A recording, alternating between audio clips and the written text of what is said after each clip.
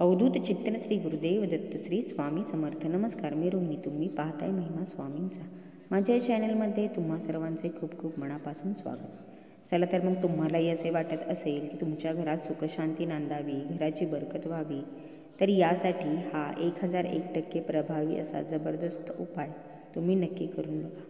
पहा, आता काही घरातील दरिद्रता, गरिबी, अशांती हटतच नाही.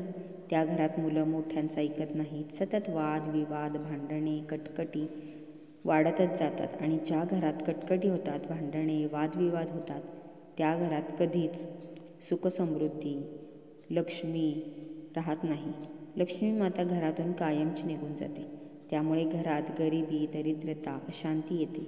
आणि या सगळ्या गोष्टींचा परिणाम आपल्या परिवारावर, आपल्या कुटुंबावर होत असतो. नाती तुटतात, माणसे व्यसनांच्या आहारी जातात. आणि मित्रांनो, तुमच्या घरात सुद्धा या छोट्या मोठ्या कटकटी होत असतीलच ना.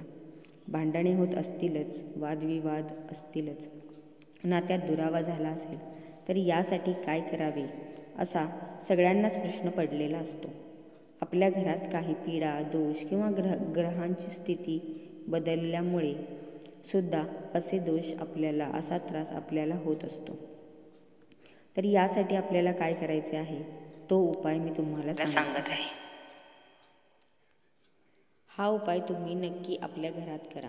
घरात विनाकारण कटकट होत असेल, भांडण होत असेल, घरातली स्त्री नाराज राहत असेल, तर थोडी हळद घ्यावी आणि थोडे गोमूत्र घ्यावे. या दोघांना एकत्र मिक्स करून आपल्या घरात शिंपडावे.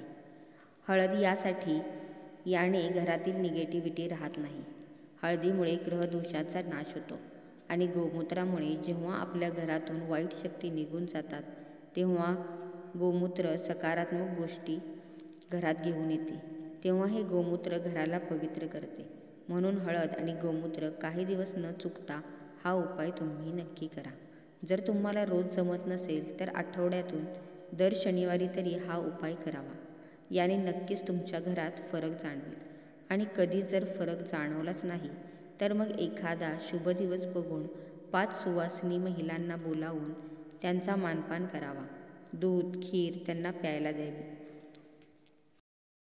प्रसन्न होते. लक्ष्मीची कृपा आपल्या घरावर, परिवारावर होते आणि कधीच कोणता त्रास, कटकटी, भांडण होणार नाही. घरात जे काही कानाकोपऱ्यातल्या वाईट शक्ती किंवा नकारात्मक शक्ती, दोष असतात, ते नक्कीच या उपायाने दूर होतात. चला तर मग आजच्या या व्हिडिओमध्ये एवढीच माहिती होती. पुन्हा भेटूया एका नव्या व्हिडिओमध्ये, एका नव्या विषयासह. व्हिडिओ आवडल्यास लाईक, शेअर आणि सबस्क्राईब करायला विसरू नका. धन्यवाद. श्री स्वामी समर्थ.